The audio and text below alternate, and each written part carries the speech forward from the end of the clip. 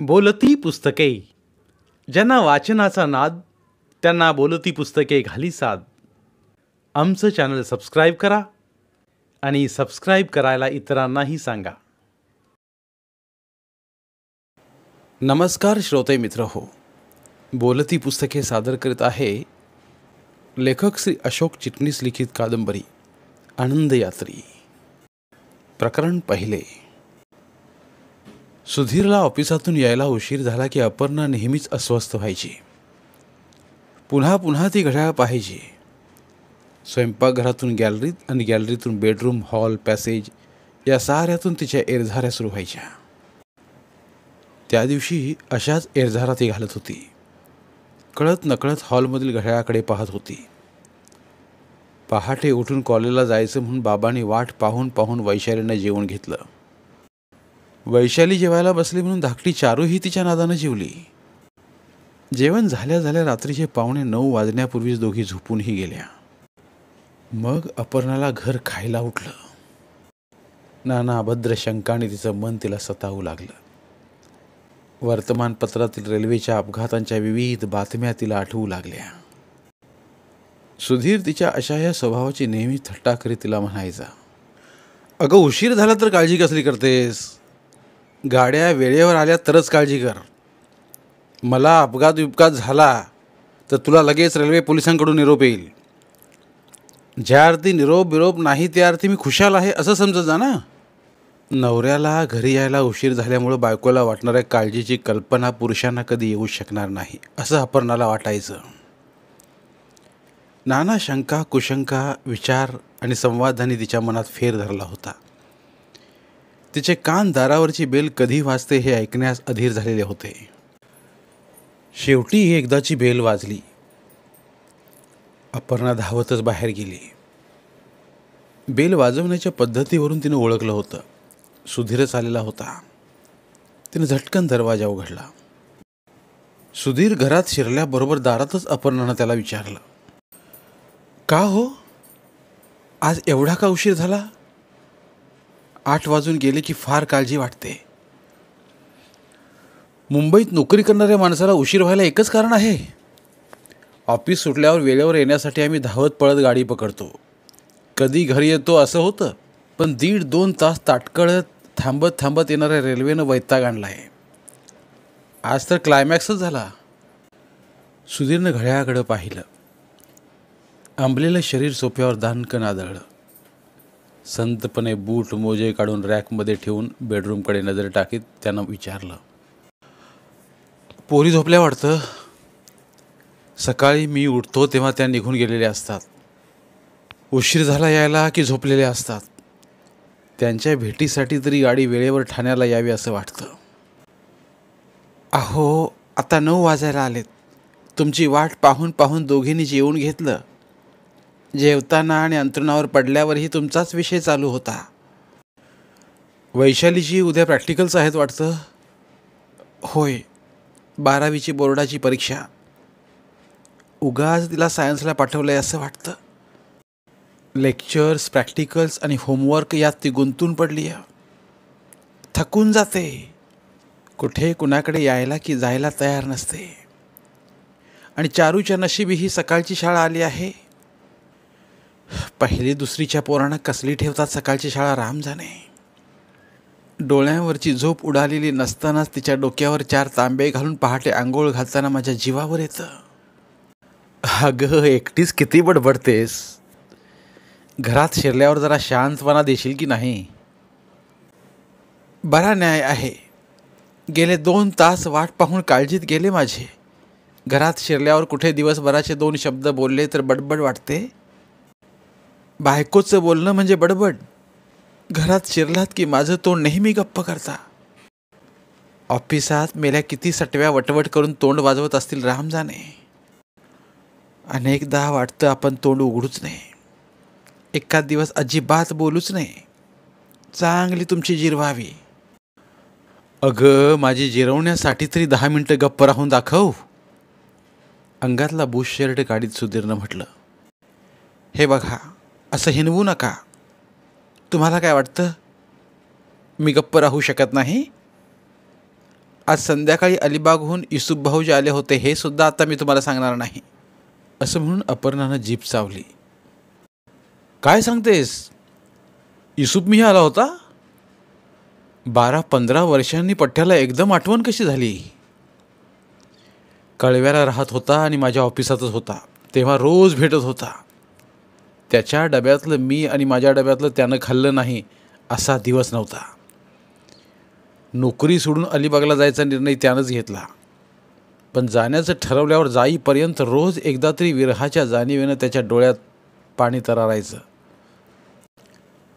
आत्ता कशी कळी खुलली? दोस्ताची आठवण आल्याबरोबर सगळा थकवा पळालेला दिसतोय. खरंच गेला सारा थकवा. तू युसुफला थांबवून का ठेवलं नाहीस? थांबताहेत ते?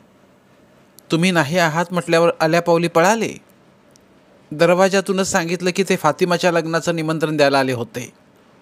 रात्री पुन्हा येऊन जाणार आहेत ते. एकटाच होता?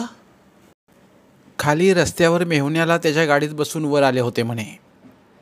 अलिबाग चांगलं मानवलंय. प्रथम मी ओळखलंच नाही. दाढी बिडी वाढवलेली आहे. युसुफसारखा मित्र मिळणं हे आपलं भाग्य. लग्नानंतर 3-4 महिन्याने आपण अलिबागला गेलो होतो, तेव्हा अक्षरशः हनीमूनलाच गेल्यासारखं त्यानं आपल्याला वागवलं होतं. खरंच भाभींनी सुद्धा मला शाकाहारी आवडतं म्हणून माझा वेगळा स्वयंपाक केला होता. पलंगाला गजरे काय माळले होते आणि मेहंदी काय माझ्या हाताला लावली होती. तेव्हा 2-3 वर्षांची असलेली फातिमा आता लग्नाची झाली यावर विश्वासच बसत नाही. आपल्या लग्नापूर्वीही आपण एकदा कळव्याला ईद साजरी करायला युसुफ भाऊजींकडे गेलो होतो. कंदिलाच्या प्रकाशात तुम्ही हाडं चगळत होतात, तर मी बदामाची खीर मिटक्या मारीत ओरपत होते. अगं, एका ईदला तर आमचा हिंदू महासभावादी राजा जोशी ही खीर भुरकायला आला होता. राजा म्हणायचा, युसुफ हा खरा हिंदूच आहे. तेवढ्यात बेल वाजली. सुधीरनं उत्साहानं दार उघडलं. दारातून धिप्पाड युसुफ आत आला. सुधीरचे खांदे दोन्ही हाताने गदागदा हलवत आणि क्षणभरात त्याला मिठी मारून म्हणाला, अरे यार, कितने बरस के बाद मिल रहे हो. भूल गए हो क्या दोस्त को? मी दोस्ताला विसरलो नाही, पण तू मराठी भाषा विसरलास की काय? मिठीतून मोकळं झाल्यावर सुधीरनं विचारलं. नाही यार, पण कळव्यात असताना मी मराठी आणि आमची कोकणी अधिक बोलत होतो, पण आता मोहल्ले वाले अक्सर हिंदू उर्दू का ही इस्तेमाल करते रहते हैं. गळ्यातल्या शबनम बॅगमधून निमंत्रण पत्रिका शोधित युसुफ म्हणाला, फातिमाची शादी आहे. भाभीला आणि वैशाली दीदीला घेऊन ये. रविवार आहे, अजून 3-4 दिवस आहेत. भाऊजी, वैशालीची प्रॅक्टिकल्स वगैरे 17 भानगडी आहेत. तिला सुलू आत्याकडे ठेवून आम्ही चारूला घेऊन येतो. गुस्ताखी माफ़ करा भाभी जी, छोटी बच्ची की बात मैं सचमुच भूल गया. सुधीरनं खत पाठवून कळवलं होतं की क्या नाम बताया आपने बच्ची का? चारू. असं म्हणून अपर्णा स्वयंपाकघरात गेली. हां, चारूला जरूर घेऊन या. मी निघतो दोस्त, बहुत देर हुई है. नीचे कार में मेरा ब्रदर इन लॉ बैठा हुआ है. तुझ्या त्या ब्रदर इन लॉला घेऊन ये बरं. जेवल्याशिवाय जायचं नाही. नहीं यार, जेवायला पुन्हा येईन. शरबत पानी के लिए भी पेट में जगह नहीं है. अल्लाह कसम, हर जगह कुछ ना कुछ आज खाना ही पड़ा. सगे वाले कुछ सुनते ही नहीं. चाय नहीं तो कॉफ़ी या शरबत पीना ही पड़ता है. अरे, शरबत चुकवायची एक युक्ती सांगतो तुला. ॲलर्जी आहे म्हणून सांगायचं. एका हातावर गांधी येतात आणि दुसऱ्या हातावर नेहरू उठतात असं सांग. कोणी ती रंगीत सरबत देणार नाही तुला. हाँ, ये बहुत काम की बात करी है तूने. युसुफनं कौतुकानं पाहत आणि स्वतःची दाढी कुरवाळत म्हटलं.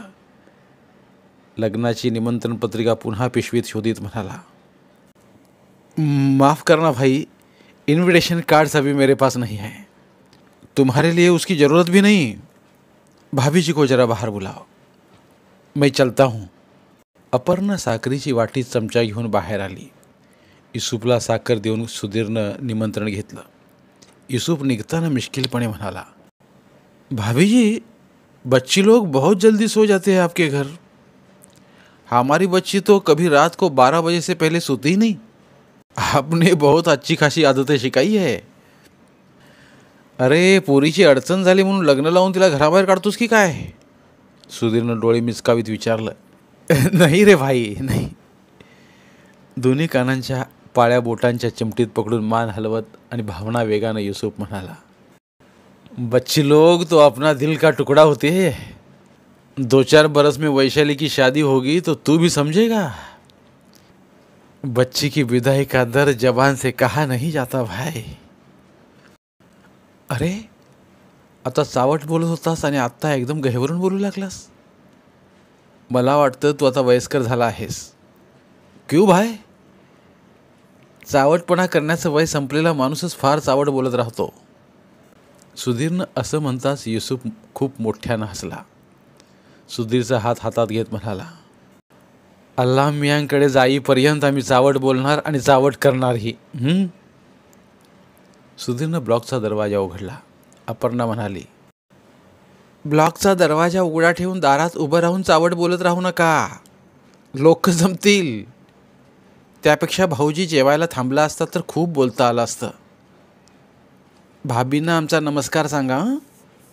लग्नाच्या दिवशी भेटूच. अरे युसुफ, अलिबागमधल्या आपल्या माधवरावांना निमंत्रण दिलंस? जिन्याच्या पायरीशी गेल्या युसुफला सुधीरने विचारलं. नाही यार, आता वेळ पण नाही. माधवरावांचं घर तुझ्या वाटेवरच आहे ना? वही तो बात है. उन्होंने गांव के बाहर किसी जगह खुद के बंगले में रहना शुरू किया है. आजकल दिखाई भी नहीं देते. बड़े रेडियो ऑफिसर बनकर कहाँ पे काम करते हैं. 2 वर्षांपूर्वी रस्त्यात भेटले होते. आता शादीला बोलावून प्रेझेंटसाठी याद केलं असं म्हणतील. ठीक आहे, आठवण केली नाही म्हणून विसरलो असं तू म्हणू नयेस एवढंच. रविवारी येतोच. भाभीला सांग, फातिमा मला ओळखणारी नाही आणि आम्हीही तिला ओळखू शकणार नाही. अद्याप लहानपणचीच फातिमा मला आठवते. अहो, तुमच्या गप्पा जिन्यात नको, आत बसून बोला ना. असं अपर्णानं म्हणताच युसुफ हात हलवून निरोप देत धाड धाड पायऱ्या उतरून निघून गेला. त्या दिवशी फातिमाच्या लग्नाचं निमंत्रण करून युसुफ गेल्यावर जेवताना युसुफच्या संबंधातील कितीतरी आठवणी सुधीरच्या आणि अपर्णाच्या गप्पात जाग्या झाल्या होत्या. इतका जवळचा मित्र व्यवसायात आणि संसारात हळूहळू दुरावत जातो कसा, याचं अपर्णाला आश्चर्य वाटत होतं. जेवत असताना आणि अंतरुणावर येऊन पडल्यावरही सुधीरच्या मनात युसुफपेक्षा माधवराव आणि मालुताईंच्या आठवणी तीव्रतेने जाग्या झाल्या होत्या. पण तो त्यांच्याविषयी जेवताना अपर्णाशी एक शब्दही बोलला नव्हता. घरातलं मागचं आटोपून अपर्णा त्याच्या शेजारी येऊन त्याच्या कुशीत विसावली आणि त्याच्या छातीवर बोट फिरवीत तिने विचारलं, काय हो, मालुताईंनीच तुम्हाला तो स्वेटर विणला होता ना? कोणता ग? वेळ घेऊन पेडगावला जाऊ नका. मालुताईंनी विणून तुम्हाला दिला स्वेटर तुम्ही विसरलात? चॉकलेटी रंगाचा आणि लग्न झाल्यानंतरही कितीतरी हिवाळे भोकं पडलेला विण उसवलेला स्वेटर तुम्ही मोठ्या प्रेमानं घालत होतात. मला चांगलं आठवतंय. मी खूप चिडायचे त्या स्वेटरवर. आपल्या नवऱ्याला कुणी, विशेषतः तरुण बाईनं स्वेटर विणून दिलेला आवडत नसतो बायकांना. असल्या भेटी विस्मरणात गेल्याचं मला नाटकही करता येणार नाही आणि विसरताही येणार नाही. म्हणजे तुलाही कुणी स्वेटर वगैरे दिला होता का विणून? बाईला कोण देणार स्वेटर विणून? देत असेल की एखादा गुरखा. चला, चावटच आहात. असं म्हणून अपर्णा कितीतरी वेळ गप्प राहून सुधीरच्या छातीवर कुरळे लोकरीसारखे मऊ दाट केस हाताच्या बोटानं कुरवाळत राहिली. हळूच तिनं आपलं नाक त्याच्या छातीवर घासलं. ए का ग, आज एवढी प्रेमात का आली आहेस? युसुफ येऊन गेल्यामुळे अलिबागच्या दुसऱ्या हनीमूनची याद वगैरे आली की काय? आली तर त्यात गैर काय आहे? तुमच्या कजाग आईच्या तोपखान्याला चुकवून लग्नानंतर 4-6 महिन्याने आपण खरोखरच हनीमून साजरा केला. तुमच्या त्या 2 खोल्यांच्या घरात आपण कसे दिवस काढले राम जाणे. खोलीचा दरवाजा खिडकी लावली तरी आईचं अस्तित्व मला जाणवायचं. आणि धाकटी सुलूही घरातच होती. ती रात्री लवकर झोपायचीच नाही, वाचत बसायची पुढल्या खोलीत. माझ्या डोळ्यावर झोप असायची. रोज रात्री 11-12 वाजत अंथरुणावर पाठ टेकायला. अशावेळी भाऊजींनी डोकं चालवून आपल्याला अलिबागला बोलावलं. मी भाऊजींचे आणि भाभीचे उपकार कधी कधी विसरू शकणार नाही. अलिबागची त्यांची घरामागची समुद्राकाठची नारळीची बाग मला आठवते. ती जागा मला स्वप्नासारखीच वाटली. आपण पुन्हा का नाही कधी गेलो तिथे? हो, नाही गेलो हेच खरं. मी सांगू, मला तुमच्या त्या मालुताई आवडल्या नाहीत. लग्न झालं तेव्हा तर मला त्यांचा राग जास्त यायचा. बोलून दाखवता येत नव्हतं. त्यांनी तुम्हाला स्वेटर विणून दिला याचीच अढी माझ्या मनात होती. म्हणून अनेकदा मनात येऊनही मी अलिबागला चालण्याचा आग्रह केला नाही. वाटलं भाऊजींकडे गेलो की तुम्ही मालुताईंकडे जाणारच, मला नेणारच. अगं, मालुताईंनी तुझं असं काय घोडं मारलंय? उगाच जळत राहायचं म्हणजे काय? तुमच्या बायकांच्या स्वभावाचे नमुने काही और असतात हेच खरं. तो एक राजेश खन्नाचा आणि हेमा मालिनीचा चित्रपट तुम्हाला आठवतो का? तो एक म्हणजे कोणता? नाव सांग ना. नाव आठवत नाही. उद्या आठवलं की सांगेन, पण नाव महत्त्वाचं नाही. मग महत्त्वाचं काय आहे ते सांग. त्या चित्रपटात हेमा मालिनी राजेश खन्नाच्या छातीचं माप घेऊन एक स्वेटर विणते. राजेश खन्नाला वाटतं की आपल्यासाठी स्वेटर विणते आहे, पण ती विणत असते आपल्या सैन्यातील प्रियकरासाठी. राजेश खन्नाचा शायर मित्र त्याला सांगतो की एखादी बाई जेव्हा एखाद्या पुरुषासाठी स्वेटर विणते ना, तेव्हा ती त्याच्यावर प्रेम करीत असते. असं तुमच्या कथाकथनाचं तात्पर्य समजलं. आता फक्त एकाच प्रश्नाचं उत्तर मला दे. कोणत्या? माझ्या छातीवरल्या लोकरीचा स्वेटर तू आत्ता कोणासाठी विणत आहेस? चला, बोलण्यात कुणाला हार नाही जाणार तुम्ही. या बोलण्याच्या जाळ्यातच मी अडकले आणि अजूनही किती जणी अडकत असतील राम जाणे. मला नेहमी वाटतं की तुम्ही जिथं जिथं जाता तिथं तिथं तुमच्या मागून अदृश्य रीतीनं मला येता यायला हवं. तसं येता आलं तर त्यावेळी तुझा अपेक्षाभंगच होईल. पण सध्या आपल्या दोघांचाही निद्राभंग होतोय हे ध्यानात घे. सुधीरनं असं म्हणताच ती प्रेमानं त्याला बिलगून झोपली. धन्यवाद. उर्वरित कादंबरी पुढील भागात. धन्यवाद. बोलती पुस्तके श्रोते मित्रांसाठी मराठी साहित्याचा खजिना फक्त 59 रुपयात. फक्त 59 रुपये माफक फी भरून आमच्या साहित्यरत्न या चॅनलचे सभासद व्हा व भरपूर मराठी ऑडिओ बुक्सचा आस्वाद घ्या.